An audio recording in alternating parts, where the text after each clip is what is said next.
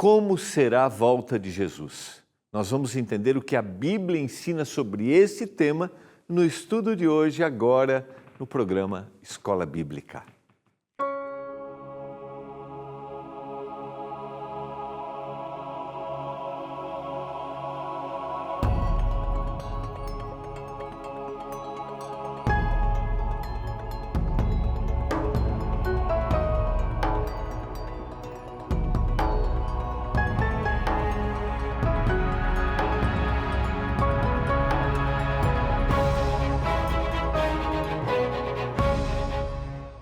Olá, tudo bem com você? Estamos começando o programa Escola Bíblica, aqui pela TV Novo Tempo, o canal da esperança.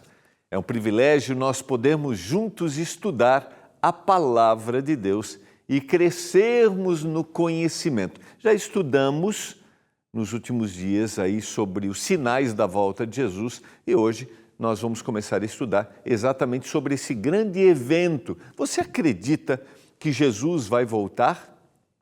Você acredita que todo olho vai ver Jesus voltando? Se você tem a sua revista Esperança, esse é o nosso tema número 13, a volta de Jesus. Eu sempre motivo você a ter a revista para você acompanhar. Aqui na revista, em forma de perguntas, como por exemplo, que promessa Jesus fez aos discípulos? Nós vamos estudar hoje.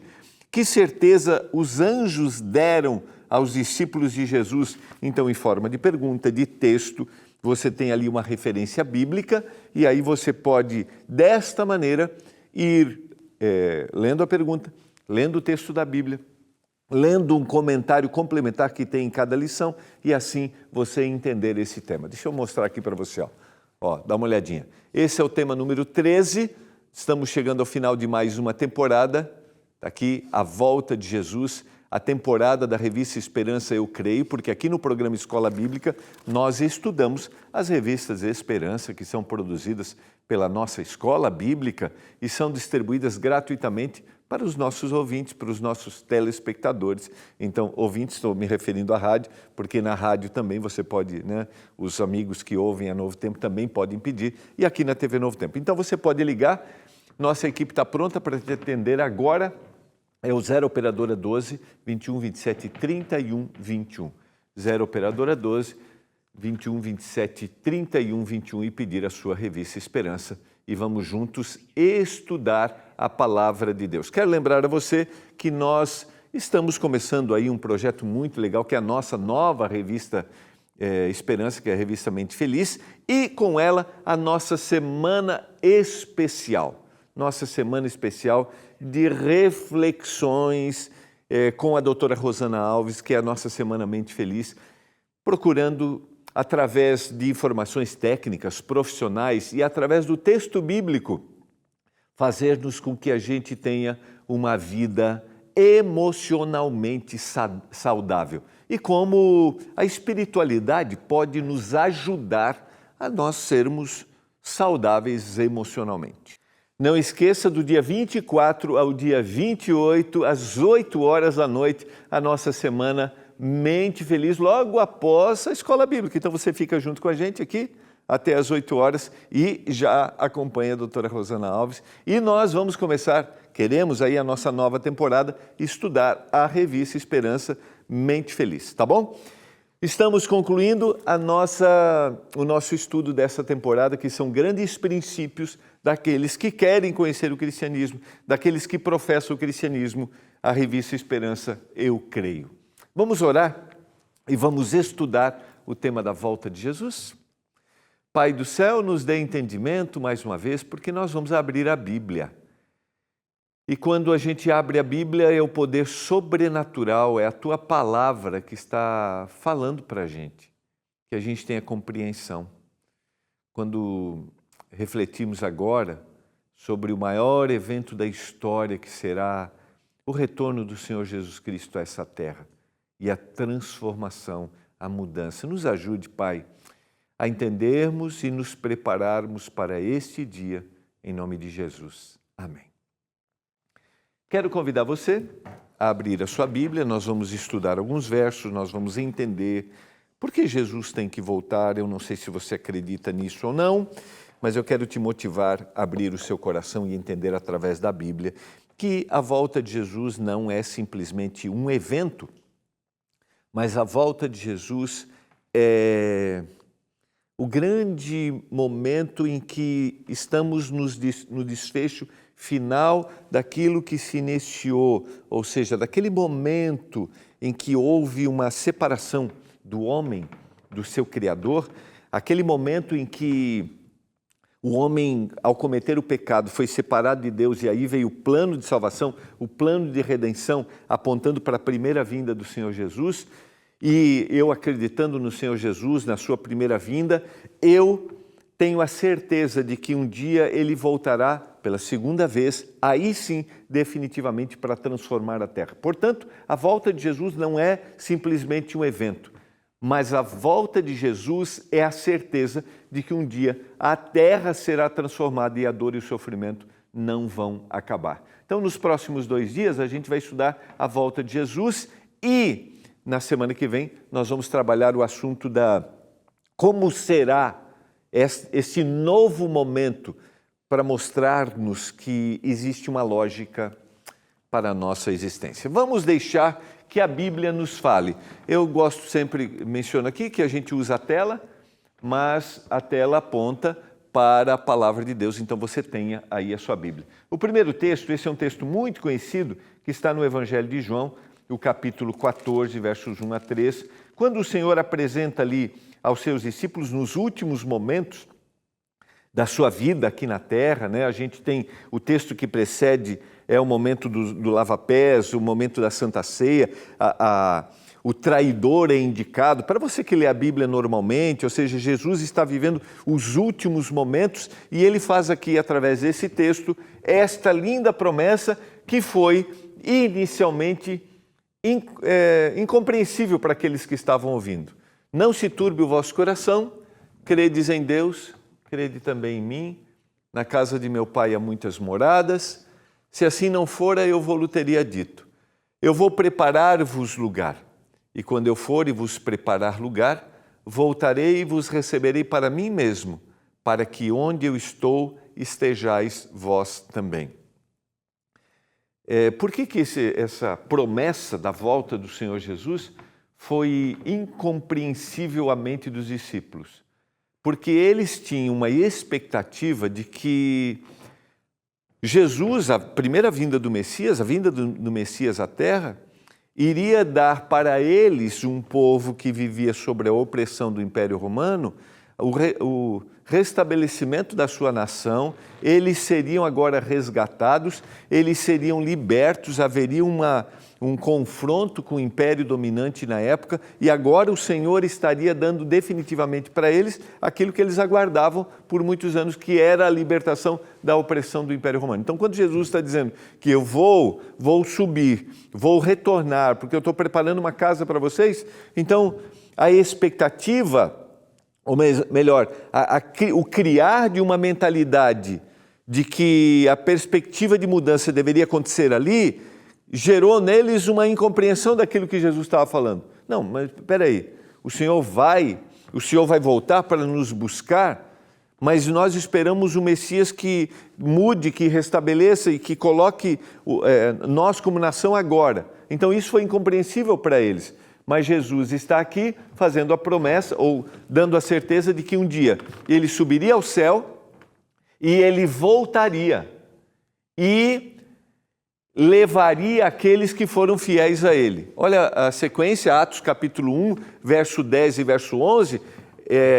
Se a gente colocar numa cronologia, então nós temos lá São João capítulo 14, na sequência nós temos a prisão de Jesus, nós temos o Calvário, a crucifixão, depois nós temos sua ressurreição, depois nós temos o Senhor Jesus com os discípulos durante 40 dias, e agora nós temos esse momento que Jesus vai subir ao céu. Atos capítulo 1, verso 10 e 11, o livro de Atos, para você que talvez não leia a Bíblia normalmente, conta os primeiros momentos, os primeiros anos da igreja cristã, a partir do momento em que Jesus vai subir ao céu, o Espírito Santo vai descer e eles vão sair pregando o Evangelho. Agora vamos ler verso 10 e 11. Estando eles com os olhos fitos no céu, enquanto Jesus subia, eis que 2 varões vestidos de branco, 2 anjos, se puseram ao lado deles e lhes disseram: varões galileus, por que estáis olhando para as alturas? Esse Jesus que dentre vós foi assunto, foi levado ao céu, que foi erguido agora ao céu, virá do mesmo modo como o vistes subir. Em São João, Jesus faz a promessa, ele vai subir e ele vai voltar. E aqui os 2 anjos aparecem e cumprem essa promessa exatamente no momento em que Jesus está subindo. É interessante se a gente comparar, quando Jesus morre, os discípulos ficam decepcionados, para eles acabou tudo, mesmo que Jesus tenha dito para eles que Jesus subiria e voltaria. Jesus retorna, passa 40 dias e agora eles começam a entender, porque basicamente a compreensão vai acontecer no decorrer dos anos, porque Jesus não vai vir e eles vão pregar o Evangelho porque eles querem ver Jesus.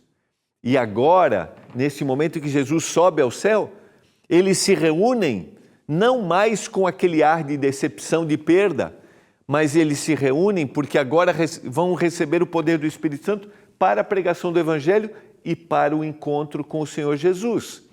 Outro texto, Apocalipse, o capítulo 1, verso 7, lembra? O contexto do Apocalipse, João escreveu o livro do Apocalipse, João, um dos discípulos, que estava lá na declaração que ele mesmo faz, de São João capítulo 14, que o Senhor promete que vai subir. Esse João que está no momento em que os anjos dizem, da mesma forma como ele está subindo, ele vai voltar. Esse mesmo João agora, já idoso, pregando o Evangelho, vendo os seus companheiros morrendo, sendo perseguidos e martirizados. Esse João agora está preso na ilha de Pátimos por causa da palavra de Deus, ele foi perseguido e neste período o Império dominante, o Império Romano, persegue intensamente os cristãos. E João está preso, sem expectativas. A igreja cristã está crescendo, João está isolado dessa igreja e o Senhor aparece no capítulo 1. E a Bíblia diz, o primeiro capítulo diz, deixa eu até olhar aqui só o verso, exatamente para te dar a citação, porque eu gosto muito desse capítulo 1. O capítulo 1 do Apocalipse, que é um livro profético do Novo Testamento, ele é o capítulo 1 é o capítulo que prepara toda a mensagem, porque dá o contexto de angústia de João preso, mas o aparecimento do Senhor Jesus para lhe revelar, porque a palavra Apocalipse significa revelação, o que vai acontecer. E olha, lá no capítulo 1, verso 10, exatamente, e ouvi por detrás de mim grande voz como de trombeta. Então, o Senhor fala para ele dizendo assim, João, pode confiar, estou no controle de todas as coisas. E no verso 7, 3 versos antes, ele diz, eis que vem com as nuvens e todo olho verá, até quantos o transpassaram, e todas as tribos da terra se lamentarão sobre ele. Certamente, amém. O que o Senhor está dizendo? O Senhor se apresenta no capítulo 1 como aquele que ama seu povo. Se apresenta como aquele que viveu, que morreu e que deseja salvar. Mas ele se apresenta no capítulo 1 como aquele que voltará. Porque a volta de Jesus era a motivação. A volta de Jesus era a esperança que eles tinham. Imaginem viver a vida sem olhar para a volta de Jesus, sem ter essa perspectiva. Tem um texto aqui na nossa revista que eu quero ler para você quando os anjos enfatizaram a pessoa de Jesus, que ele voltaria, né? Eles estavam dizendo para não perdermos o foco na pessoa de Jesus Cristo. Não importa quando ele virá, não importa, nós não sabemos o dia e a hora, nós vimos nos 2 programas anteriores. Mas o que ele está dizendo aqui é, não perca o foco em Jesus. Então, os anjos, quando aparecem em Atos, na descrição, estão dizendo, não tire o olhar de Jesus. E aqui em Apocalipse, o capítulo 1, o Senhor está dizendo assim, João, não tire o olhar de mim. Por isso que ele vai descrever o Senhor como poderoso, né? Haverá uma descrição que o Senhor é um rei poderoso, mas é aquele que sente tudo o que a gente sente. Eu não sei se eu estou falando para você que um dia já acreditou que Jesus vai voltar. E ao longo dos anos, os anos vão se passando, e talvez você desanimou na fé. Quero te chamar hoje, e esse olhar é para mim também. Não vamos tirar o olhar de Jesus, porque Ele vai voltar. E se nós olharmos para Jesus hoje, neste momento, se não perdermos o foco de Jesus em Jesus hoje, nós vamos reconhecer quando Ele voltar. O Deus, o Jesus Cristo que eu convivo hoje, será o Jesus que um dia eu vou dizer, eu esperava Ele. Dá para entender? Então aquele dia não pode ser um dia de surpresa, porque aqueles que não estiverem aguardando, nós vimos, esses não terão a eternidade. Então olhemos para o Senhor Jesus hoje e um dia definitivamente vamos vê-lo vindo nas nuvens do céu. Vamos na sequência,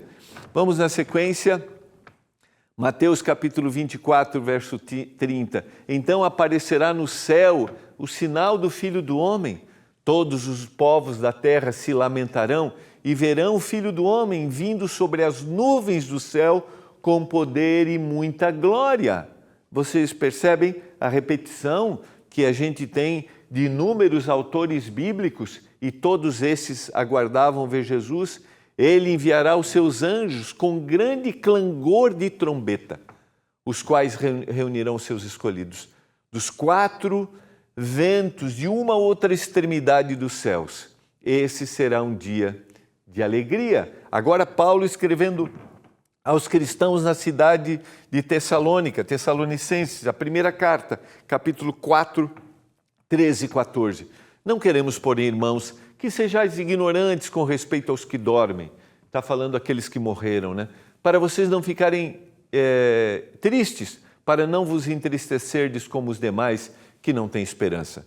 Porque se nós cremos que Jesus morreu e ressuscitou, assim também Deus, mediante Jesus, trará na sua companhia os que morreram, porque Ele voltará.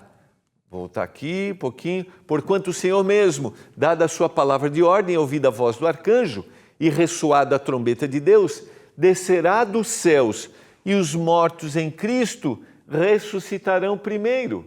Quando Jesus vem, aqueles que morreram acreditando no Senhor, neste momento, levantam da sepultura, porque Ele trará na sua companhia os que dormem.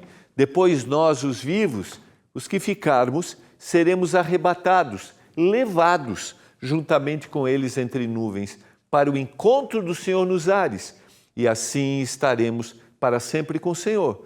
Consolai-vos, pois, uns aos outros com essas palavras. Vejam só, Jesus falou que isso aconteceria. Paulo e todos os apóstolos, e se a gente fizer uma análise no Antigo Testamento e lermos Hebreus, o capítulo 10, a gente vai perceber que todos os crentes no Antigo Testamento tinham o mesmo desejo, um dia ir para a eternidade, viver com o Senhor numa terra onde não havia mais dor e sofrimento. Todos aguardavam essa pátria. E aqui Paulo está dizendo que aquilo que Jesus falou vai exatamente se cumprir. Os mortos ressuscitam, aqueles que creram, e junto com os vivos são levados para o encontro do Senhor nos ares. E eu quero concluir a nossa reflexão de hoje lendo uma parábola que está em Mateus, o capítulo 13, e quando você lê esse capítulo, você vê uma série de parábolas que apresentam a mensagem que nós recebemos, que vai para o nosso coração, e como nós reagimos àquilo que nós recebemos, até a volta do Senhor Jesus, quando haverá definitivamente a separação. Vamos ler. Lembra que a parábola é uma estrutura literária que ilustra algo, que tem uma verdade, ilustrando algo que pode ser real, algo conhecido, algum costume, algum aspecto cultural. Então ele tem uma verdade para apresentar através dessa ilustração. Então vamos lá. Parábola do trigo e do joio. Outra parábola ele lhes propôs, dizendo: o reino dos céus é semelhante a um homem que semeou boa semente no seu campo. Mas enquanto os homens dormiam, veio o inimigo dele, semeou o joio no meio do trigo e retirou-se. Dá para entender a descrição? É uma plantação. A boa semente foi semeada, o trigo foi semeado. Mas nessa época, muitos se vingavam dos seus inimigos, indo lá, em determinado momento, quando esses homens não estavam observando, e semeavam ervas daninhas para se confundir e para destruir aquela plantação. E é exatamente essa ilustração que o Senhor está fazendo. Sequência. E quando a erva cresceu e produziu fruto, apareceu também o joio. Então, vindo os servos, o dono da casa, lhe disseram: Senhor, não semeaste boa semente no teu campo? De onde vem, pois, o joio? Sequência. Ele, porém, lhes respondeu: o inimigo fez isso. Mas os servos lhe perguntaram: queres que vamos e arranquemos o joio? Não, replicou ele, para que ao separar o joio, não arranqueis também com ele o trigo. Dá para entender? Deixai-os crescer juntos até a colheita, e no tempo da colheita direi aos ceifeiros: ajuntai primeiro o joio, atai-o em feixes para ser queimado, mas o trigo recolhei-o no meu celeiro. Então, despedindo as multidões, foi Jesus para casa, e chegando-se a ele, os seus discípulos disseram: explica-nos a parábola do joio do campo. Ele respondeu: o que semeia a boa semente é o Filho do Homem.